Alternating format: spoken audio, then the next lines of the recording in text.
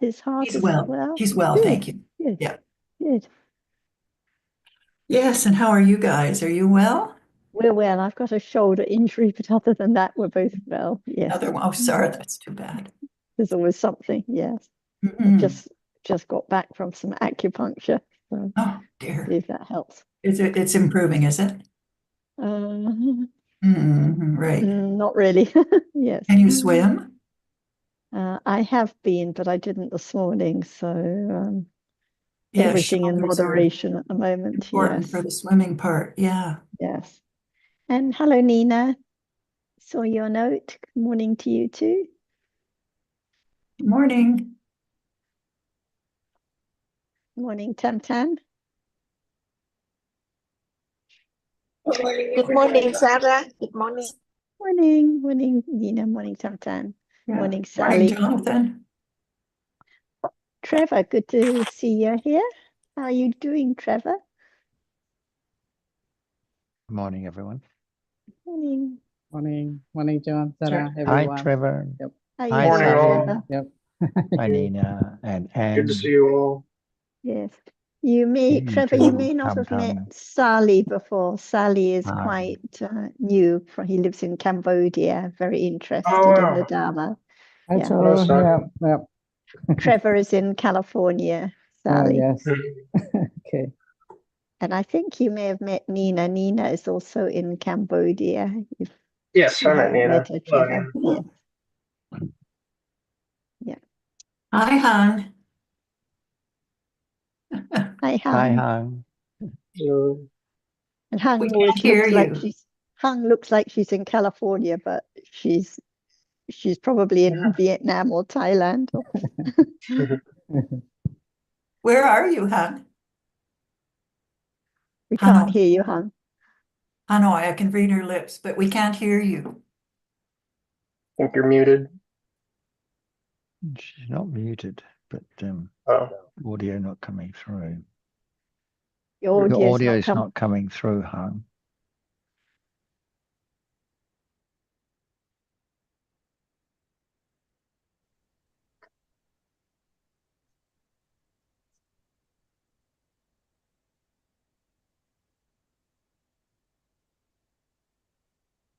Okay, let's check if Jan is here. Jan, are you here? Yes, สวัสดีค่ะ everyone. สวัสดี สวัส ค่ะ ดี อา ครับ จารย์ อาจารย์ สวัสดีครับ สวัสดีครับ Just reading Nina's message. Okay, that's fine, Nina. Good. Glad you can listen in. And Trevor, have you been?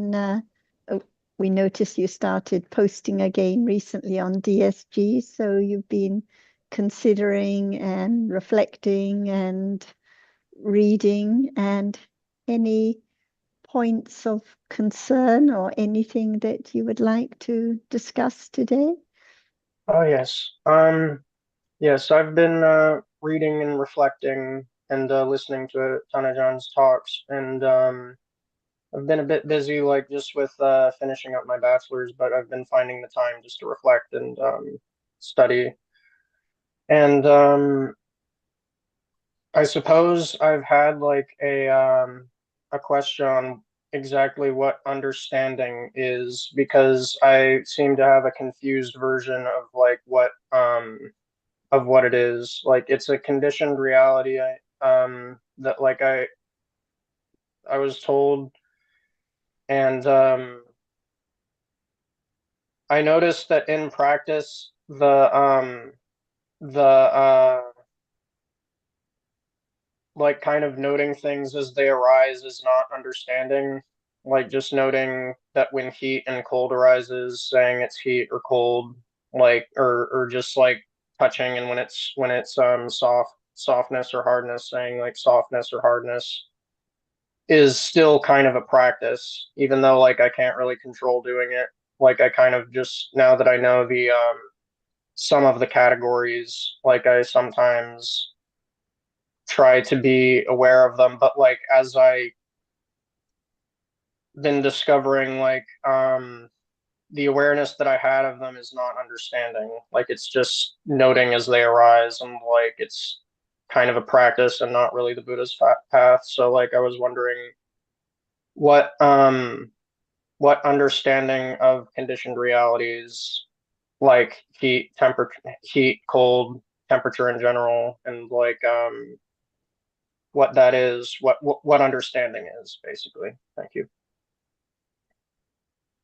It's a very good topic to bring up, Trevor, and what you're pointing to is the depth and the subtlety of the understanding of dhammas as anatta, because as you pointed out, the subtle idea of I that can observe, I that can watch, I that can pick out, is so deeply rooted. And the idea of practicing, even if it's not in words, it's there, as you mentioned, trying to catch the reality. And we think that it's understanding and awareness. But at those moments of trying, actually, the attachment is there, wishing to be aware and to understand. So that's why we have to keep coming back to discussing what is Dharma and how understanding develops. And I'll let Ajahn continue because I know she'll appreciate this topic. What is the practice, or what is the point of practicing? That's the question I was bringing up. I'm not sure. Like the more I think about it, the less sure I am what the point of it is, and because all of the points that I think of seem to be wrong. That's why should we think about or studying what is heard to be known, the truth of it. For example, understanding, what is it? What does it understand? There can be more question about one word in order to really understand the truth or the meaning of that word. For example, practicing. What is it? It's trying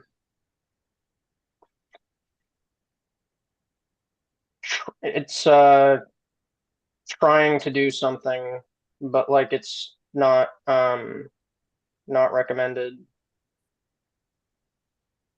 And what is the point or the goal of practicing? To understand realities in the present moment as they arise. Is there any reality now to be understood? Yes. So now, if there's no word about the truth of what is there now, can it realize the truth? No, not if there's no words about it. Without considering the words about the truth of what is there now, there's no way to realize the truth. So the truth is so very subtle. Each word, when it's questioned, no answer because no thought about it, no words to understand the truth of it. That's why the reality is there to be studied, not other thing else.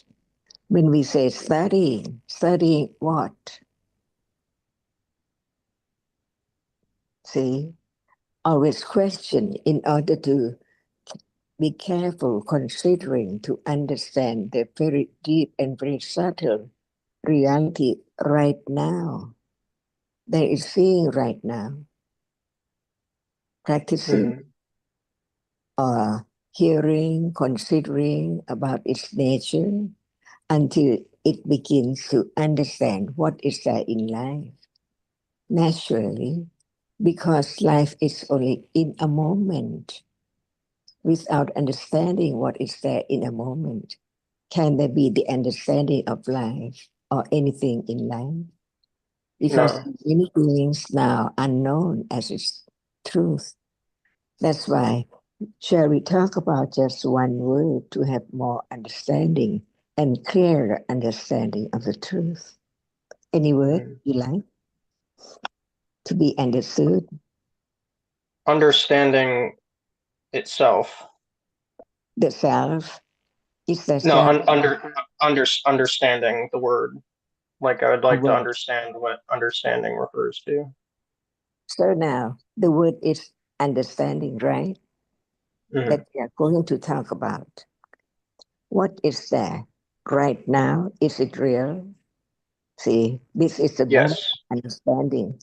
What is there now is real.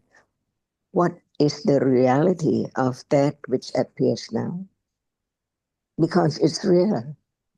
So it's a reality, whether it's known or not yet. So real because it's there now appearing. It's that beginning to understand the truth of what is there in life, hearing, Yes. considering. So understanding of what? Of each reality. So one now, please. One reality now. Heat. Again, Heat. Oh, I said heat. heat. Is there heat now? Yes. What is it? Yes. What is heat? Temperature It's real, right? of real. Yeah, it's real. A word, no matter to say about temperature, but heat is there as a reality. If there's no touching heat, can heat appear? No. That's why what is the truth of this moment, or the moment of heat appearing? This is the understanding of a moment of heat is there. Mm. So there must be the reality which experience heat by touching, right? Right. Right. Not Yeah. by seeing, not by hearing, not by thinking, only moment of touching that Right. heat can appear. That's why it's touching heat, No. it's heat touching. No, it's not. What is real at that moment? Touching, right? Touching and And heat. They arise together. okay, so now what appears? Uh, heat appears, doesn't it? Like, Heat appears. So heat is not touching, right? right. Yeah. And what is touching? Because it's not heat. What is it? Oh, it's an experiencer, but not something experienced, Does right? does it hot? That which No, experience heat, that which experience heat is hot or not? it's not. Not It's that not. which experiences it is not. Can it be seen? Can't be seen. The touching heat. Can the touching be seen? The touching cannot be seen, no. So it's a reality which experiences the object, right? Right. Yeah. Is that by condition or does it conditioned by? Is it conditioned by someone? Not by someone, but it is conditioned.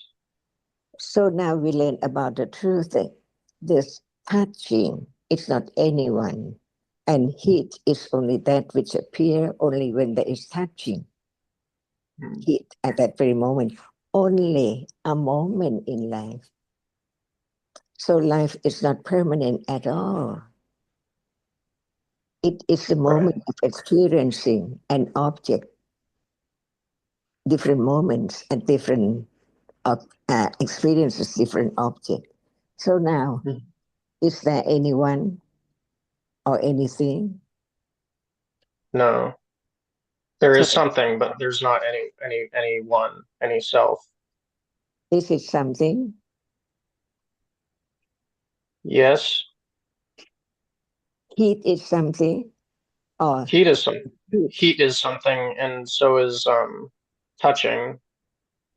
Can we say that heat is not anything? It is heat only. John. Oh, sorry.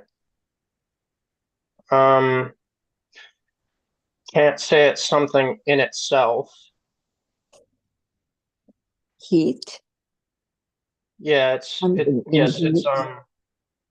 it's not inherent, but it's conditioned by other things, right? But we don't think about condition at moment when heat is appearing, right? That's true. That's true. Just attend to the nature of heat, that it's real, it's a reality, it's not soft and not smell. It is a reality. So in life, there are different realities appearing. Only when there is a reality which arises and experiences it. For example, when there's no touching, heat cannot appear at all. So now heat is appearing because there is a reality which arises to experience it. So it's known at that moment that it's heat only. Can I it see. be? And what is real is the ultimate truth, right? Right. And that is the word Buddha said, Dhamma. Whatever is real is a Dhamma. So in life, all are Dhammas, different Dhammas. Learn to understand it in truth. There's no one and no thing at all. It's only a reality. So learn to understand the meaning of Dhamma, a reality, different realities.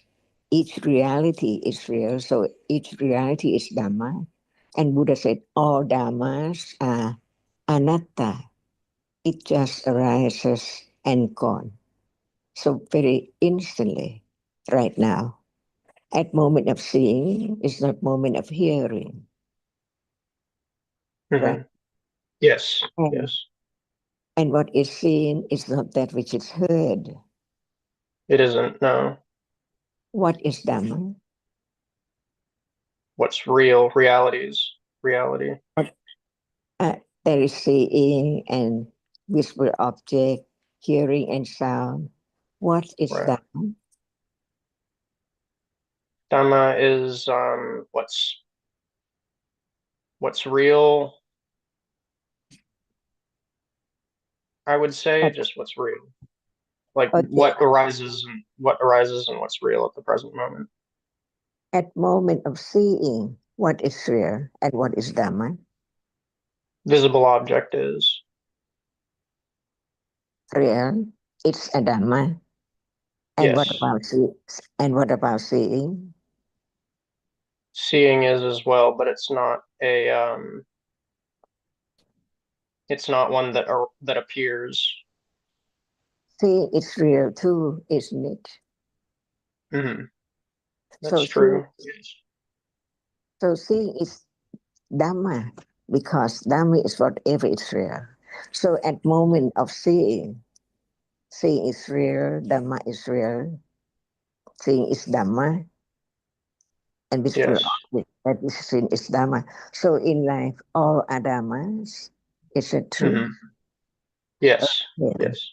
And even right now, we are studying about the truth. Is there seeing now? There is.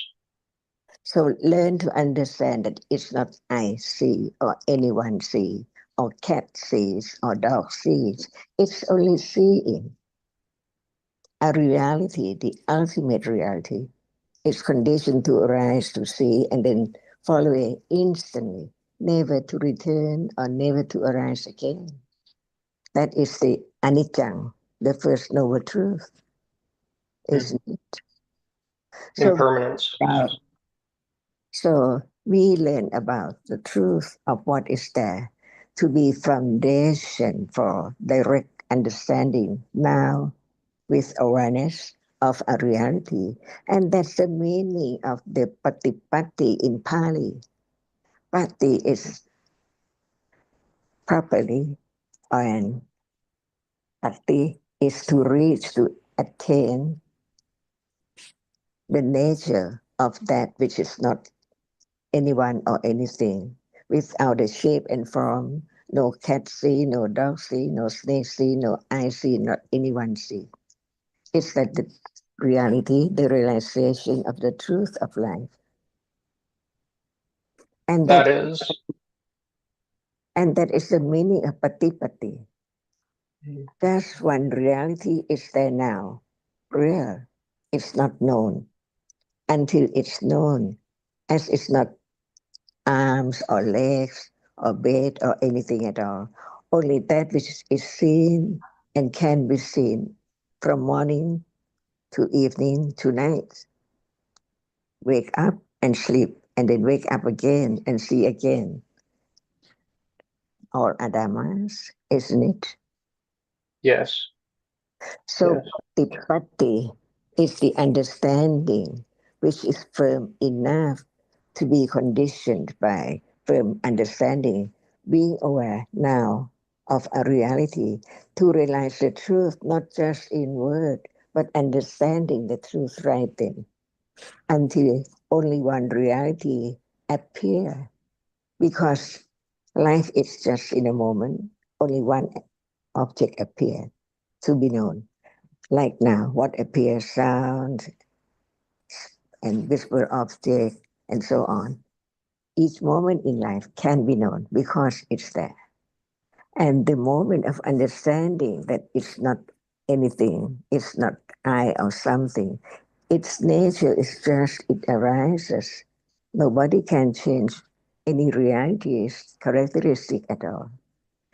In order to let go the idea of self or the idea of different ideas about the truth, which is not true, because it's all the idea of self or something, but not right understanding of the nature which cannot be taken for anything at all, because as soon as it has arisen, it's gone, never to arise again. Is that true? That is. And yes, excuse me for interrupting, Ajahn, but I just wanted to add a short bit on Trevor's mention of labeling. And he's just acknowledged that as soon as something arises, it's gone. And that is one reason, Trevor, why labeling is a futile process, because things have gone before they can be noticed. By the time they're noticed, they've fallen away already. But more importantly, Ajahn was talking about seeing the reality. We agreed that seeing is occurring now, but does it appear as only seeing? No. No. So again, if there is trying to label the present moment as seeing, it's being wrongly labeled, because already there is the idea of an object, a person or thing in the visual field. And the moment of actual seeing, where it is just the experiencing of visible object, does not appear to be known. So this is the difference between ordinary perception and a practice such as labeling on the one hand, and awareness and understanding on the other, because at a moment of understanding, the seeing consciousness will be known as just the seeing consciousness, or the visible object will be known as just a visible object. And the question is, what are the conditions for that understanding to arise? If it can't be done by focusing on the present moment and trying to split the seeing and the visible object and experience one or the other, which of course is not possible. So what everyone would like to know, I think, is how can awareness and understanding arise to know a conditioned Dhamma as it truly is, as Ajahn said, as just a single reality rather than the present mix of different realities which are not known as they are. Mhm.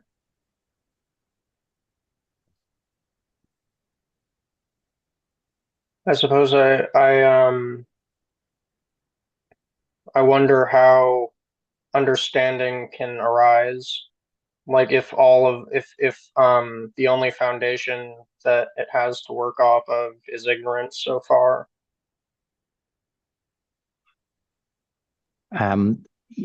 Yes, ignorance and a lot of other unwholesome tendencies, but not only ignorance, because has understanding been developed in the past, that is to say in previous lifetimes?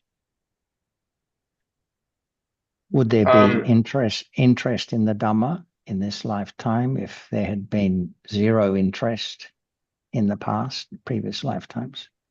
No. So it's not coming from a zero base for a start. But the most important thing, the other important thing apart from what has been accumulated in the past is hearing the Dhamma in this lifetime. Because without hearing the Buddha's explanation of things as they are, there would never be the idea of understanding, seeing as just the experiencing a visible object, and visible object as just the object of the seeing consciousness, different from the thinking moments of mind or process which follow and create the idea or which have the idea of people and things. So hearing the Dhamma correctly explained as we have the fortune to be to experience can be a condition for the cycle of just ignorance and wrong view to be broken for brief moments when there are some moments of awareness and understanding.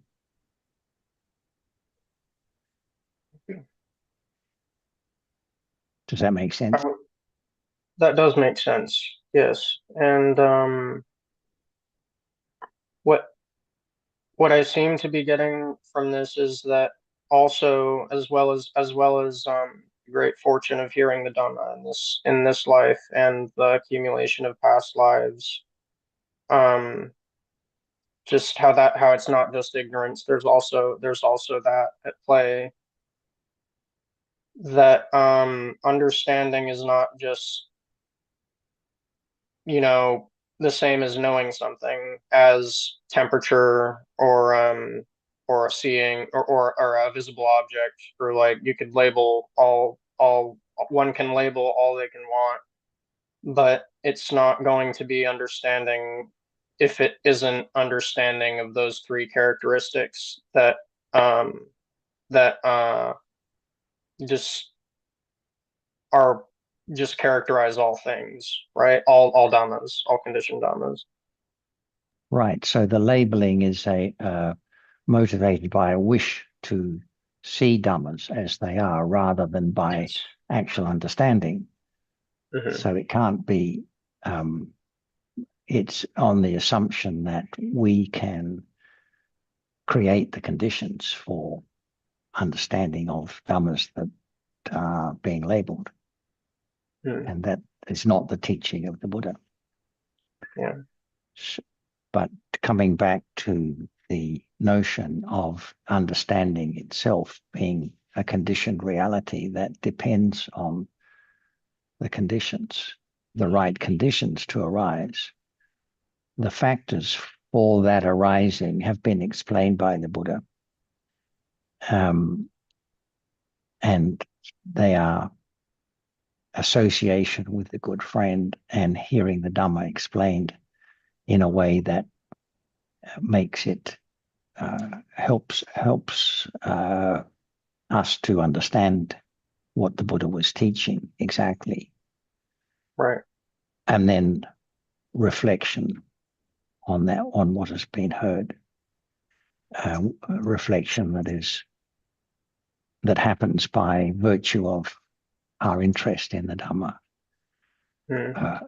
Preferably not by virtue of a wish to have more understanding or to be a wiser person, because this is another important aspect of the conditions for understanding.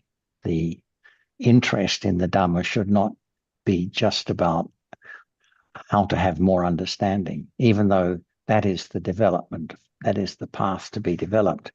But if one's focus is just on that, then the motivation is not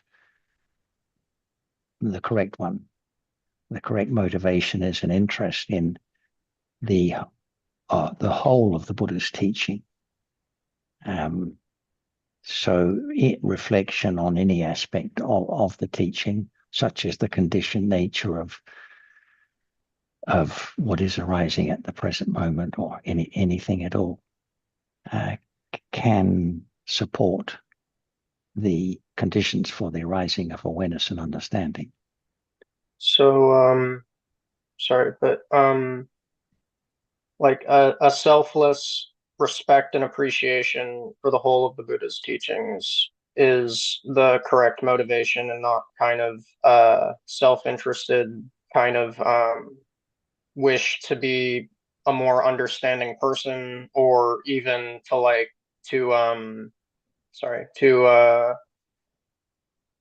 have a better life for oneself. Like that's not like a more healthy, or like just you know. Right. Yeah. And that interest, that selfless interest is there, but it's easy to get the impression that we must have more awareness and understanding. And that kind of, it's natural to think that way. But I think it helps to consider that that is not quite the selfless interest that would be ideal. I see. So it's very subtle, but it helps to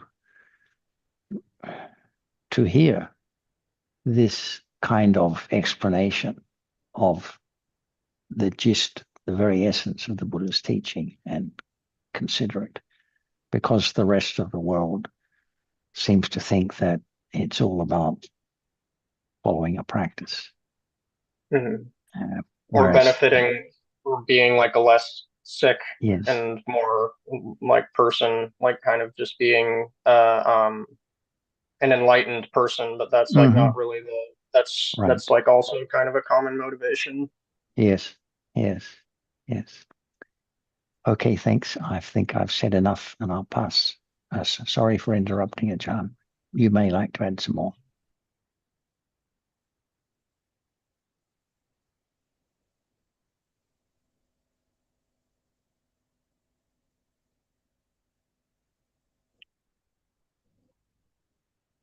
Each word of the truth can be studied to understand what is there right now.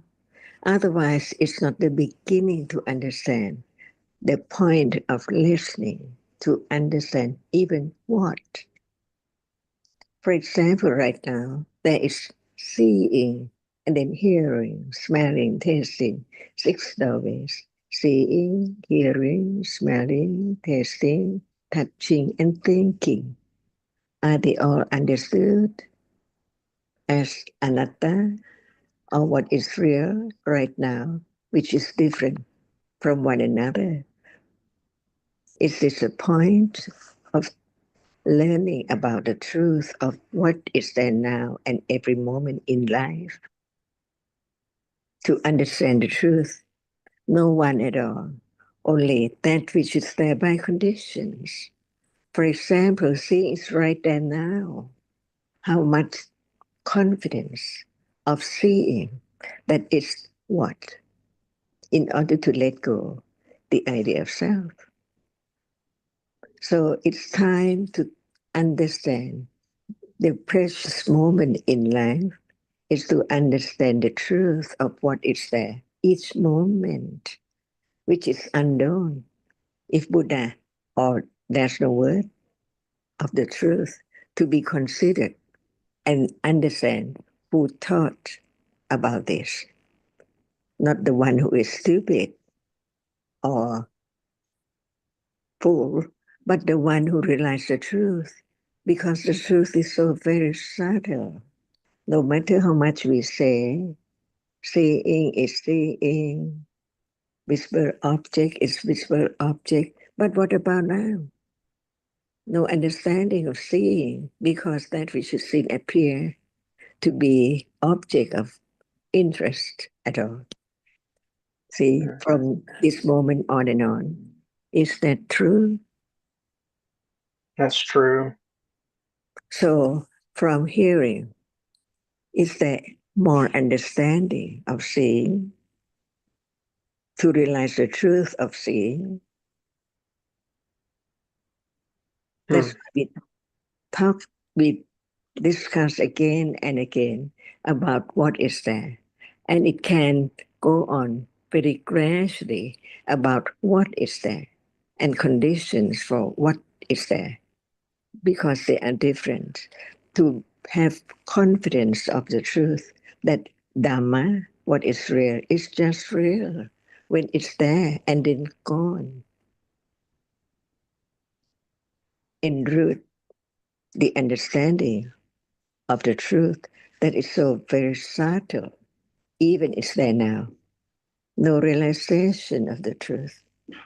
It's impossible to realize the truth without a little more considering of what is there. Otherwise, it just swept onto other matter all day, all life. So now, understanding what is there, if it's not known, it's ignorance, not understanding of the nature of that, which is taken for eye and snake and everyone, seeing, hearing, smelling, tasting, touching, while it's not there at all anymore. It's gone completely, absolutely. So now, is there any question about the nature of seeing and that which is seen? Begin to go deeper to the truth of the seeing and that which is seen, little by little. Can that which is seen be something? Like now, seeing the picture, the table, spoon, fork, is that Dhamma? When Yes. Dhamma, Yes. what is Dhamma? What Dhamma is there? So many different Dhammas. So what is there at moment of seeing? Visible object. So now, is it whisper object or something? Yes. Well, oh, I see. Like it's the moment I describe the moment there's a description of it, like it's already gone. Is that seeing? Is that moment seeing? Describing? No. See, learn to understand how fast it is, how quickly what is there arise and gone and arise again and gone again. So very rapidly, unknown from eons and eons and eons until now. Yes. So it's not just talk about the story or what it is, but realize that what is there is real. Begin to be known, to be right, understanding, to know, to be acquainted with that which does not appear as it is, to learn that the truth is that it's not anything. It's only that which can impinge on the eye base. Just one moment, can it be someone or something? No. No. This is the beginning to understand that life It's not as we think about something, because there must be many moments, uncountable moments, to condition the shape and form of that which is seen to be taken and remembered as a tree, a glass, a spoon, a fork. See, is that true? That's That's why true. just without understanding the very subtle reality, it's just the word of atta, something from birth to death.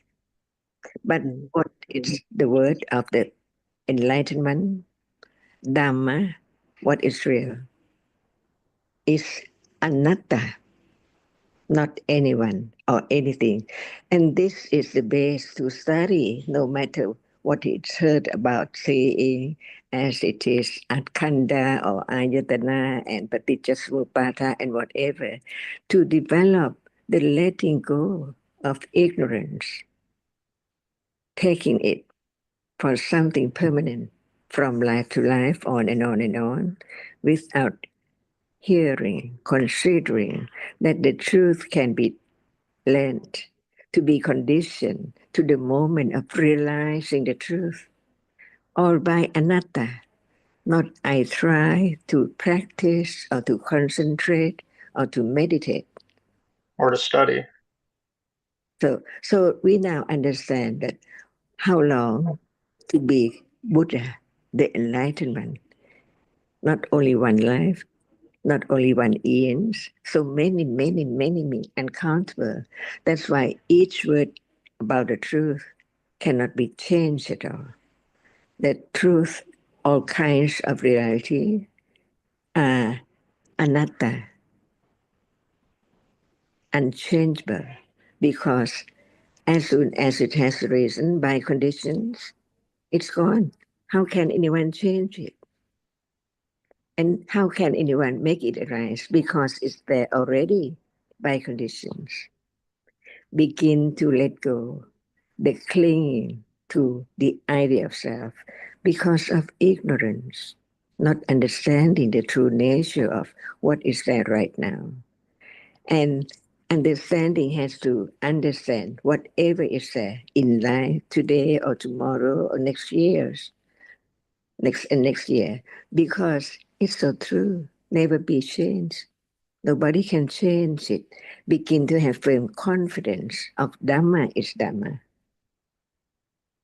And the development of understanding has to be from firm confidence, from hearing and considering. At that moment of understanding, it let go. Only Panya can let go. Ignorance and wrong understanding, taking that for something permanent. No way out of ignorance when there's no right understanding. What is there now just arises and falls away. It does not belong to anyone. No one can own it because it's gone completely. That's why we learn to understand the truth of each moment right now and from now on, to have more confidence of the truth, anatta. And that is the patipatti, because the Ariya Satya, the Four Noble Truths, there are 3 rounds. The first round is the very firm understanding of the truth intellectually, because it's just about seeing, and seeing sees and gone all the time now, unknown, not realized, the moment of the nimitta of seeing. Each word has to be understood because it's so very subtle. Each word of truth can be studied or realized only by way of nimitta. What does it mean? Nimitta is the shape and form or characteristic of one reality. For example, seeing now, how many 100,000 moments to condition the moment of seeing so many things around, not only one dot of that which impinges on the eye base.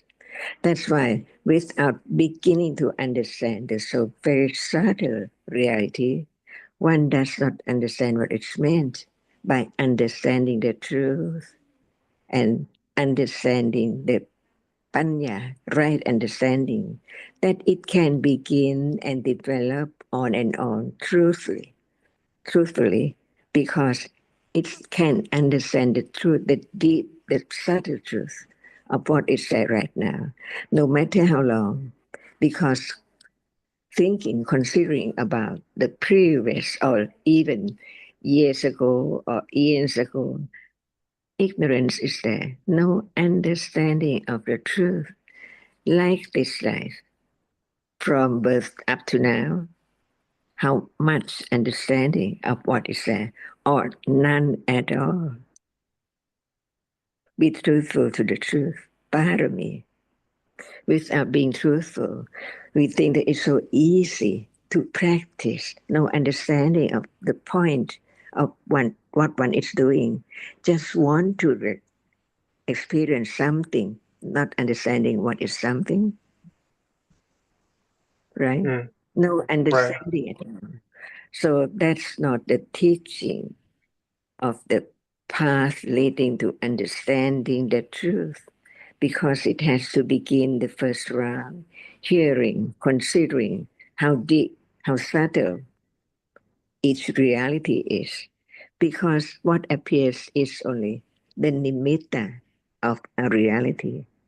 Hardness now, how short it is. In a moment, it can be known, because the heat which is now experienced before it's there, it's not there, right?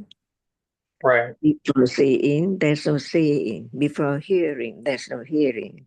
So they're conditioned for that to arise and gone unknown. But hearing, considering about the nature, which is so deep of what is there right now, condition, parami, patience to understand, even it's so subtle, but each word can be considered to get closer and closer to the truth, which is so close right here. Where is seeing? Not outside the body, just at the eye base. One moment of seeing, the other before seeing does not see. The moment after seeing does not see, but it can experience the same object because of a reality. Sanya, memory, marks and remember it to condition next moment by marking the object to be known again, even there's no seeing, just the moment after seeing. So we learn about the truth, which is so very deep. And at moment of understanding, it let go. The idea to try, so very much, very difficult to realize the truth, impossible. Because ignorance right now cannot understand the truth of seeing. Attachment is there instantly, because it's there to be attached to. When something is there, no understanding, it's the object of attachment. That's why we learn about what are there in a moment, not only one reality, all depend on the other, arise together and so on, little by little to let go, no understanding of the truth, even the first round of Riya Satya. Because when someone thinks that I would like not to be born again, so bored and so on, life suffering, no understanding. It's the attachment to such thought, not understanding that it's gone. Each moment, no need to do anything but to let go ignorance and attachment to what is there in life. Mm. Is this practicing? No, not practicing. That's it, because it's only the beginning of understanding theoretically about the truth. While it's there arising and falling away. So imagine the truth. It cannot be known at all without the development of panya to the degree that it can appear to only that level of panya. So now it's the level of panya which begin to understand theoretically only about this moment. But there are more than that to be studied, that what can and what do the function of letting go. Many realities are known yet. We just talk about seeing and that which is seen. So the understanding that seeing is not that which is seen, it's a reality which arises. Before it arises, it does not arise. It hasn't arisen yet. But when it's there arising, it sees and then gone. And that is life. Each moment, not permanent at all. It's not yet the pati in Pali that we take for practicing, meditating without understanding what is there, unknown, say unknown, unknown, unknown, all the way. So it's not a teaching about the truth to be realized. See, Yes. and this is study Dhamma, study that which is now appearing, that which is so close, the eye, the seeing, so close to it, but no thought about it at all. If there's no word about life, about the world, so many worlds, many universes, but what is there? Thought about by thinking. Where's thinking? So close. Not out of the body, not away from the body. So how much ignorance about the truth, which is so very subtle. That's why begin to understand how subtle it is. It's beginning to understand the enlightened one without such quality of high and precious and so virtue of panya. The truth of what is there now cannot be known. So the word shows who's the enlightened one. See, to help the other to share his understanding to anyone who has accumulation, to see the precious moment of living with understanding of the truth. Not just living, no understanding of any truth at all. So begin again and begin again to talk about what is there. Not only seeing, there is hearing. So what is the reality at moment of hearing? Different moment, right? But the truth is the truth. What is hearing and what is sound? At moment of understanding seeing, it also understands the moment of hearing, because there must be the reality which arises to experience sound and gone. And sound cannot be any word. It's just that which can be heard. And that reality impinge on the ear base. Otherwise, it cannot be heard when there's no hearing. And this is so true, to let go very little at a time, gradually to develop higher degree of understanding up to the moment of realization of the truth. And that is so patient. Patient parami, satya parami, khanti parami, virya parami, nekama parami. So learn about the truth, which is covered up by ignorance and attachment, the second noble truth. And now this moment is the fourth noble truth, the path leading to understand more of the truth naturally. And And like you Yes. said, please I just consider. and like you said, Trevor, when it's the idea of I practice or I'm observing, yes, it's not understanding. And as you added, when it's the idea of I'm studying or I'm trying to study. It's also not right understanding. It's the opposite of what study is. Because study has to be understanding of what appears now. So as soon as it's I try to study, then no study, no understanding. And on the point about something like just sound that is heard now, so we know it's not anyone that is heard, but if it's the idea of something heard, then instantly it's also utter ditthi. So anatta doesn't just mean no one, it also means no thing, no something that is heard. It's just the sound, just the element, just the Dhamma, not anything in it. Even a quick impression of something, some noise outside is utter, because actually it's just sound that's heard now. And when you asked about how understanding develops, there has to be the interest, the kusala chanda, in the Dhamma that appears now. If there's no interest, no understanding develops. And as I'm sure you know, the chanda can be wholesome or unwholesome.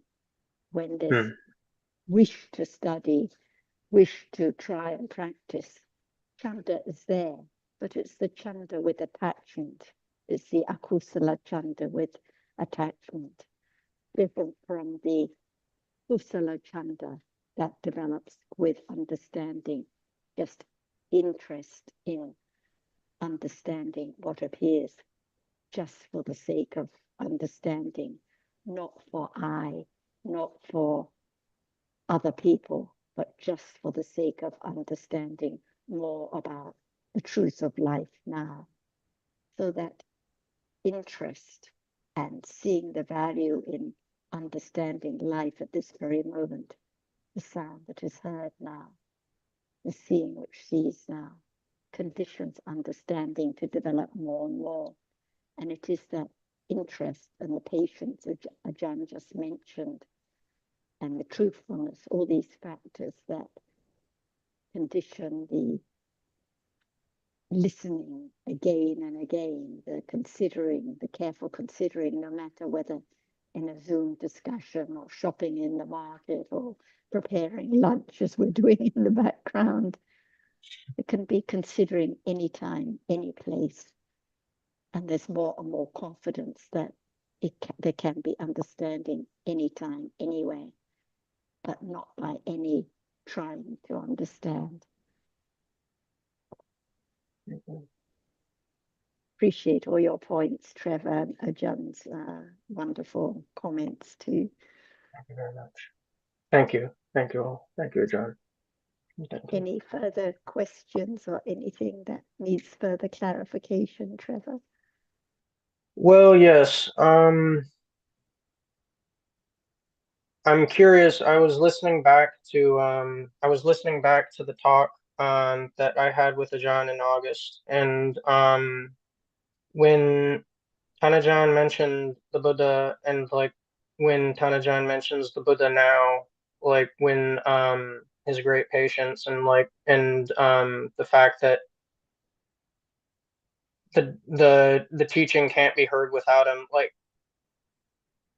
you speak of the Buddha as if he was in the present moment, but he's not in the present moment. He's passed away.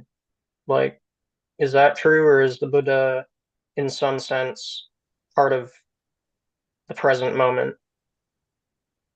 What is being referred to is the understanding that was developed to the degree to be enlightened to the truths and led to the teaching and making it possible for us now to hear the truth. So there's no Buddha now. Actually, there never was. There was just those qualities, just like there's no Trevor now, no Sarah now. But we refer to the Buddha, we refer to Trevor because we're talking about those particular qualities. So essentially, the wisdom that is being referred to that Uh, led to enlightenment and made it possible to teach about Dhammas as anatta. The Dhammas then, the seeing, the hearing, the sound, are just the same as the Dhammas now, the seeing, the hearing, the sound now, without hearing, reading, reflecting on those truths as taught by the Buddha because of his enlightenment. It would be impossible to understand. It'd be impossible for understanding to develop on and on. The path could not be followed. so the And Buddha. and just briefly on a more conventional level, I think any references by Ajahn or anyone else here, as far as I know, to the Buddha are always in the past tense. And so that's it. Yeah. I see. Just a That's brief excellent. comment to that. What you're alluding to a moment ago is there was a famous Pali quote where the Buddha said once, "So dhammam pasati, so mum pasati." So he who sees the Dhamma, he sees me. Yeah, he who sees the Dhamma, he sees me. So we can, I know what you're saying, of course, as Johnson just said, allusions to the Buddha relate obviously because he has passed away. That is axiomatic, that is well known and evident. But the Dhamma, which he manifests in the world, or the understanding of it, is ever present, as Ajahn and others point out. The Dhamma is always, there is Dhamma at this present moment, which we take for, which we see wrongly or understand wrongly as somebody or something, as Ajahn said. So the Dhamma is always there. And that's made possible, of course, by the Buddha himself. Thank you. Yes. Sometimes the Ajahn will say, "Do you know the Buddha?" Or we may hear this. It means, is there understanding right now of what is heard? Is there understanding of seeing? Is there understanding of hearing? Because without understanding of these realities now, the Dhamma now, actually nothing is known about the Buddha or the Buddha's enlightenment. So however much someone may think they're paying respect to the Buddha, without the understanding of Dhamma at this moment, it cannot be the true respect to the qualities of the Buddha. But strictly speaking, knowing the Dhamma now is knowing who the Buddha was at that time. Right. Yeah.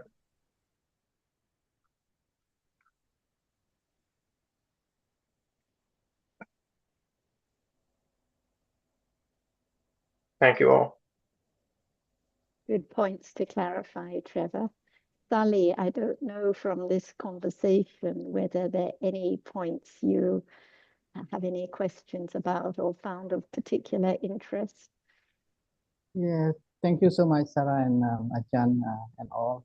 It's very, very useful for me, and I just want to go back to seeing, as Ajahn mentioned that it's never been enough talking about seeing, hearing all this day. It remind me the teaching that Ajahn guided Ajita the other day. Before seeing, there's no seeing. And further down, it was said that it must be chitta. Chitta must be there before seeing. So I just want to confirm my understanding, the fact that we say that chitta must be there because if the condition for hearings arise, the chitta which experience the seeing must experience. If the condition for hearings arise, the chitta for hearing must be there to experience the hearing. If the condition for smelling arise, chitta which experience the smelling must be arrived. Is it the case? I just want to understand that point first. Yes, I take the point you're asking, Sally, And I think that when Ajahn says that before seeing nothing, what she is actually referring to is no seeing. Before the seeing, there is no seeing. Then there is seeing, then there is not seeing. This comes down to a little verse in Pali, which in Thai is generally translated as nothing, then something, then nothing. It doesn't mean literally nothing, but it means that reality was not, and then it comes to be, and then it is gone and is no longer. Yes. So that's how it's to be understood. But Ajahn may wish to elaborate on that a little bit.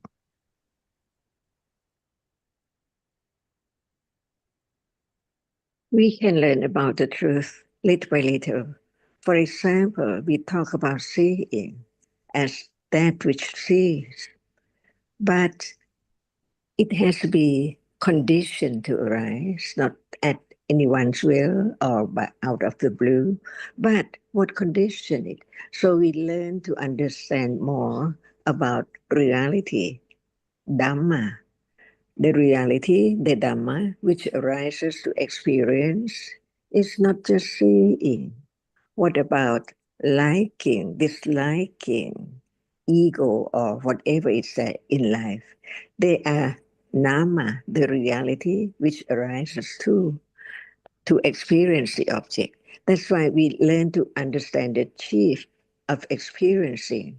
And the Pali term for it is citta. And the reality which arises and experience the object together with citta, like attachment to the object which citta sees at different moments, anger or whatever is there. So there are many qualities of that which experience the object. But the chief of experiencing the object is citta. Why do we use the word chief? Because there are also other mental realities which arise together, condition citta to arise to experience the object. But it's not that which arises to see, to experience the citta, the object clearly. The dark brown and the light brown, citta experiences the object clearly, that is different. And there are also other realities which can experience the object, but it's not citta. So now we use the word nama dhamma for any reality which arises to experience the object. They are different. So one word, citta, is only for that which is the chief of experience the object. It cannot like, it cannot hate, because its function is to experience the object clearly, not with panya, not the understanding, but experience the object clearly as it is. Like I said, the dark brown and the light brown and so on, the fake diamond and the real diamond, so on. If there's no citta which arises to experience the object clearly, how can it be known that it is different from the other? But there are also other realities which arise together, experience the same object, but not as the chief. The reality which arises experience the object together with citta, but citta is the chief of experiencing the object clearly. The other reality, like you have heard, chanda, see, what is it? So we learn to understand what are there in life, in a moment, on and on and on, unknown. So we learn to understand little by little. Now, no doubt about citta, but about many realities which experience the same object when citta experience the object, but we haven't talked about it yet. So we begin to talk about the reality which arises and experience the object. There are two kinds, two different reality. One is the chief citta, we use that word, vijnana or mano, different words for citta. And the rest, mental reality, which experience the same object of citta, the same moment arising together, experience the same object, falling away together, but they are different by the characteristic and function. Like chanda, what is it? In daily life, it's there unknown until Buddha pointed out the word about the truth of each different mental factor. Now we would say cetasika. So there are two kinds of Dhamma, two categories. One is citta and the other is cetasikas. No matter at any time, citta arises just to be the chief of experiencing the object, which means it clearly experiences the object, while the other mental factor arising together condition each other, but those are not citta. So we learn about different cetasikas altogether. There are 52 cetasikas, but we learn just one by one. It doesn't matter about what are the 52, but what appears like chanda. See, what is it?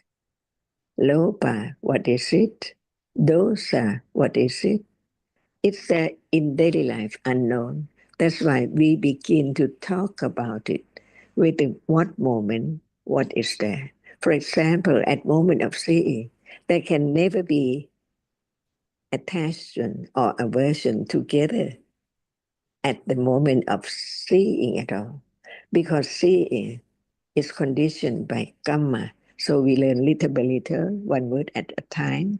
Oh, so now it's not proper yet to talk about vipaka, but it can be heard little by little to understand the difference between each moment of citta experiences the object, because citta arises each moment in life, each moment from birth consciousness or the patisanti citta, the birth consciousness arises and falls away. It conditions the next moment of citta to arise.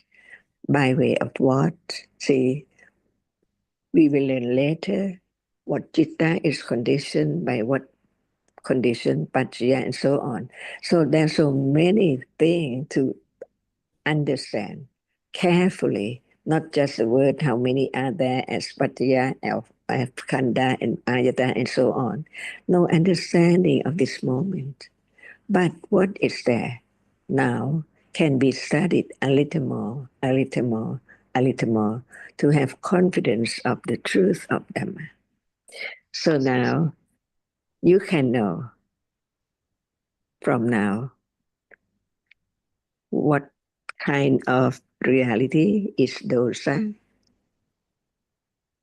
See, it experiences the object, arise together with citta, which is the chief, but its nature is to like, to attach, or to be aversion, dislike. By accumulation, is it there in life? Moment of like and moment of dislike.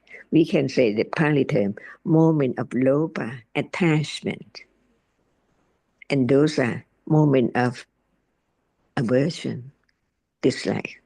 It's there in life. So from now on, there can be the understanding of more Dhamma in daily life. What is the object of attachment? That which is seen, that which is heard. After hearing has fallen away, seeing has fallen away, there are many cittas in between, but they are not known. What is there is to be known is seeing, hearing, smelling, tasting, touching, thinking, and only some cetasikas which arise together with citta. That's why we learn that each moment of citta, there must be cetasikas arising together. They perform their own function, by their own characteristic, but they cannot experience the citta as citta, the chief. See, it is this moment. So beginning to understand even the moment of seeing, there are other mental factors Cetasika arising together, sharing, experience the same object in its own way. Do you know how many of them there? If there's no word about the moment of citta arises, it's not only citta, there are cetasikas. How many cetasikas? Only by the enlightenment to realize the truth, never changed at all. Because it's so true. That is its Dhamma and it's anatta.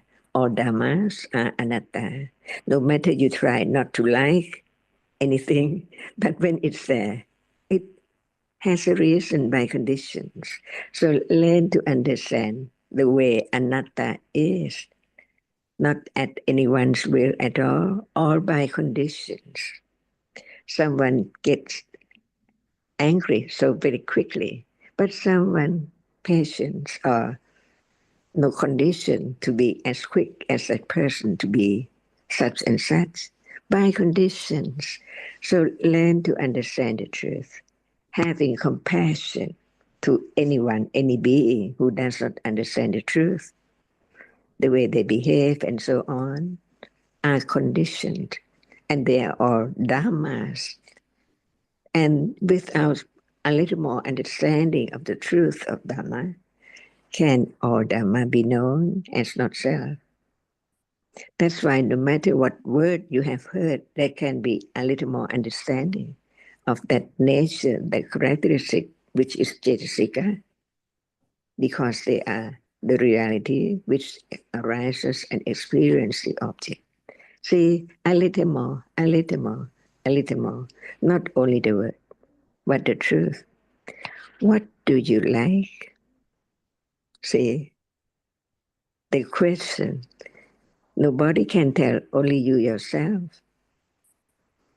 Do you like salty taste or spicy taste? Who knows? Only you.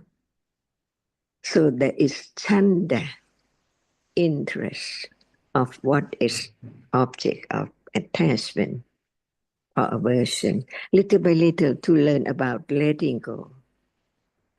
No I, no one, only different realities conditioned gradually until today, when time comes, no doubt about any reality as it is, before the higher understanding can be at that very moment, different from now, just begin to understand the truth of life very gradually, but wrong understanding about what is there as someone or I or something is not easy to eradicate at all, to be, because it's there by conditions.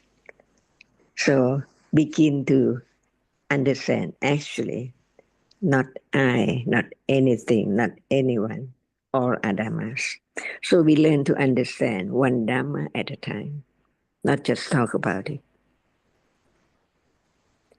And how many cetasikas arise with citta? Not chanda yet. See, why? Because seeing is conditioned by karma, the deeds which has done in the past. It's time for that deed to produce or to condition seeing to arise, to experience a pleasant object or the unpleasant object. See, learn little by little about life, not anyone at all. So that is the study of Dhamma. Study what is there now as it is. Otherwise, when there will be moment of understanding Dhamma or study Dhamma, if it's not this moment, before Patipatti, the second round of the Four Noble Truth, only Panya develops to higher degree to understand the truth of this moment. So Yeah, instead of thanks to talking, Ajahn. Yeah, I think you answered both the first question and the second question that I haven't asked. Actually, you know, rupa must be there as well because chitta has the rupa as a base so that it can experience. So thank you so much. Yeah. And on But- your first question, briefly, Sally, so as Jonathan explained, the seeing now did not exist before it arose, so it points to how the Dhamma is so brief and impermanent, nothing there before it arose. But the Bhavanga Chittas had to be arising and falling away and interrupted in order for there to be the adverting to the visible object, ready to condition the seeing to arise and see the visible object. So as you said, there are chittas before it, chittas afterwards, always chittas arising and falling away. But the seeing is just one brief chitta arising and gone. Yeah.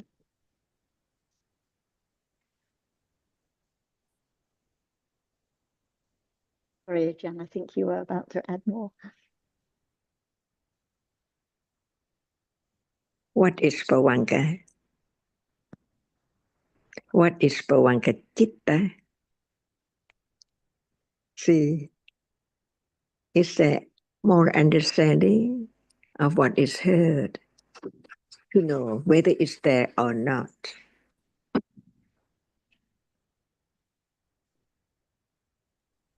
Are you familiar with Bhavanga Chittas, the word Bhavanga, Sally? Yes, I used to hear Sarah, but perhaps I could not explain the real characteristic of Bhavanga Chitta. But from my little understanding, is the chitta that maintain the continuity, you know, of the chitta from one chitta to another. And when Bhavanga Chittas arise, can they experience any object through a sense door? Can they experience visible object or sounds or any object through any sense door? No. Can they experience any object through the mind door?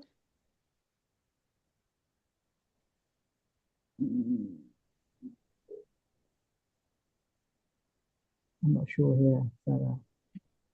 No, also no. Yeah. So they're the chittas which arise and fall away, continuing life one moment after another, but they don't experience any object through any doorway. So only when they are interrupted can there be the experiencing of an object through a doorway. So like in deep sleep, Bhavanga after Bhavanga after Bhavanga, no experiences through any doorway. And now in daily life, when there are no sense door objects experienced or any mind or object experienced, there are Bhavanga Chittas in between until they are interrupted by another sense object that impinges on a sense door.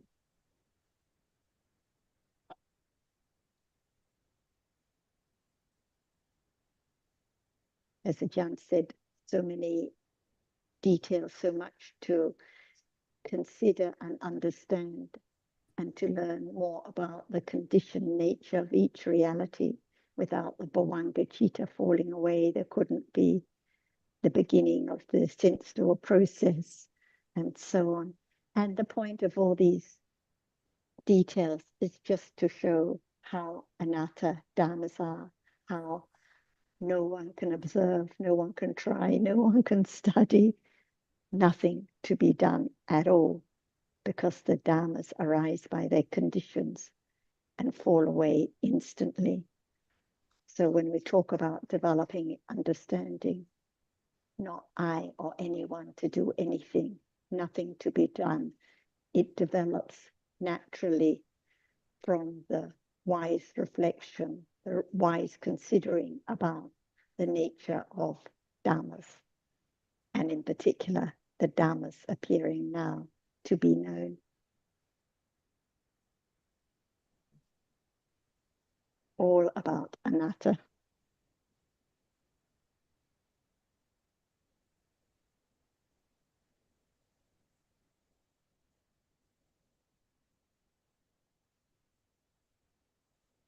We just have a few minutes if Ajahn would like to add some last comments, unless anyone else has anything they would like to ask quickly. Is there chitta now?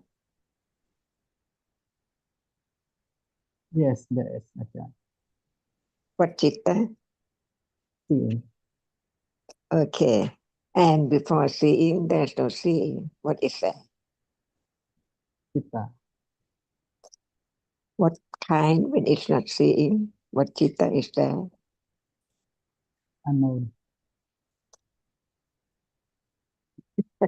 What kind? Unknown. It's unknown for sure, because only seeing, hearing, smelling, tasting, touching is there to be known. Yes. So when it's not seeing, hearing, smelling, tasting, touching, even what is there, it's not known. Why it's not known? It's the chitta at that moment. Yes, there must be chitta at that moment, but the condition, the Dhamma condition did not arise. Why must be chitta? There must be chitta. Yes, there must be chitta. Why?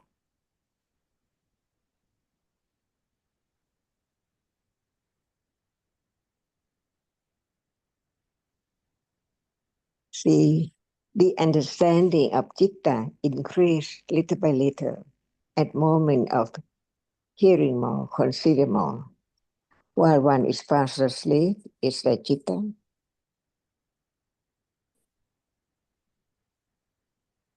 No chitta. Really? Die, dead? It must be Bhavanga chitta, right? Just the word, right? Yeah. That's why the understanding is more than just the word. We take the word. But what about the understanding? We just take for granted. No understanding in now. So how can it letting go the wrong understanding and the idea of self? There must be clear and firm confidence of the truth. So the truth can appear because of the understanding is so firm and so sharp, never change at all. There must be chitta each moment in life. From years, 100,000 years ago, chitta just arises and falls from moment to moment until now.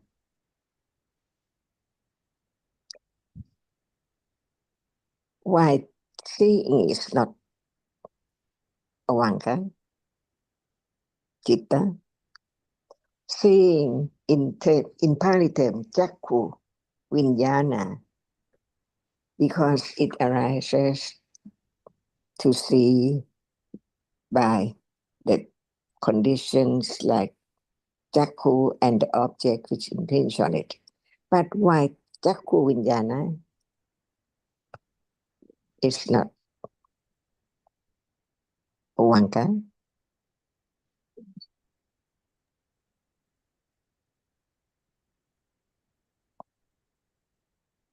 It's not because we think about it. It's not what we consider it. But the truth is, why it's not Bhavanka? Chitta.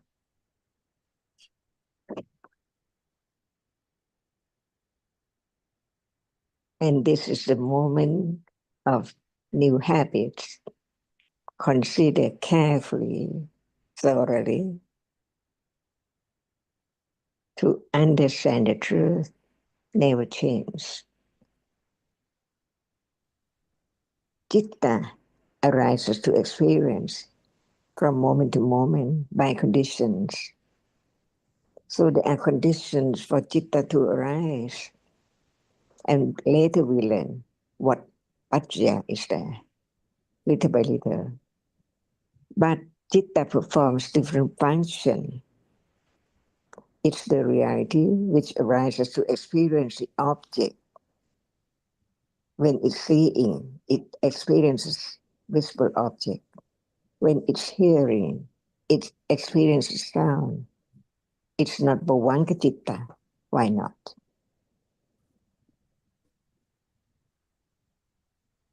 This is the understanding, to understand the very subtle truth. All by condition. So why it's not bhavanka? Even there is jakku.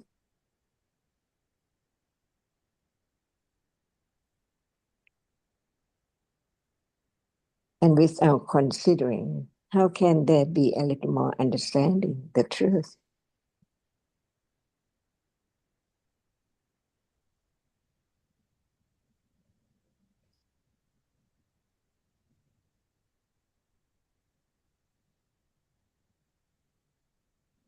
It seems like that is the understanding.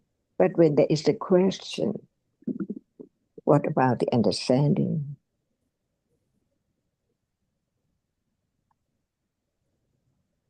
And this is only the first round,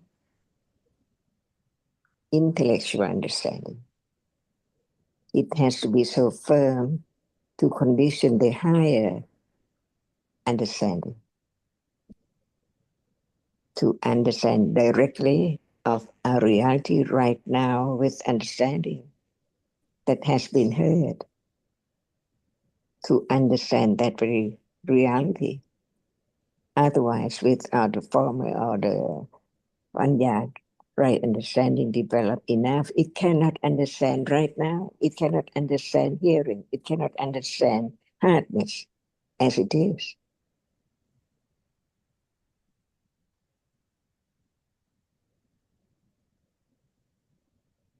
See, I think that you know the answer, but how to answer? See? Maybe more questions next time for you, Sally. Okay. Thank you. Thanks, Artie.